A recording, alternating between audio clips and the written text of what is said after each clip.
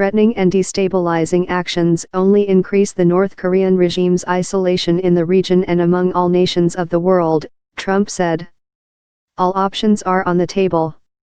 Trump later told reporters, we'll see, when asked what he would do. Trump, accompanied by First Lady Melania Trump, was departing the White House to survey storm damage in southeast Texas. While the tone of Trump's statement was tough, it was far less bombastic than his tweets and threats earlier this month. 3 weeks ago, he warned of fire and fury if North Korea persisted in threatening the United States. A military solution, he added days later, was locked and loaded.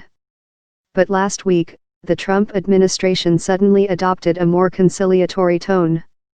It praised the North for not launching any missiles for nearly a month and suggested its newfound restraint could point the way toward new negotiations. The hiatus ended when the North tested 3 short-range missiles off its eastern coast last Friday. The president has repeatedly declined to discuss in any detail the potential for a preemptive strike on the North, telling reporters that any such deliberations must be kept private to avoid ceding any leverage to Pyongyang. Despite the heated rhetoric of recent weeks, the U.S. administration has been emphasizing it wants to use economic and diplomatic tactics to pressure North Korea into concessions.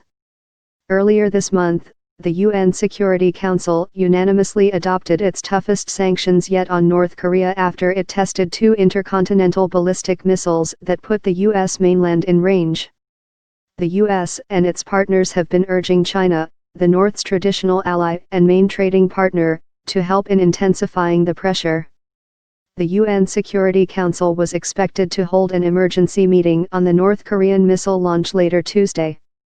The latest tests punctured hopes the tensions might subside after reaching their highest levels in years, with Trump's fire and fury warning and the North's counter threat to launch missiles into the sea close to the U.S. Pacific territory of Guam.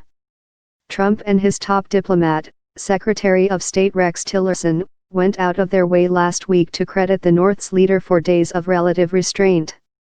Noting that no missiles had been launched for 3 weeks, Tillerson had said further restraint could provide a path toward dialogue in the near future.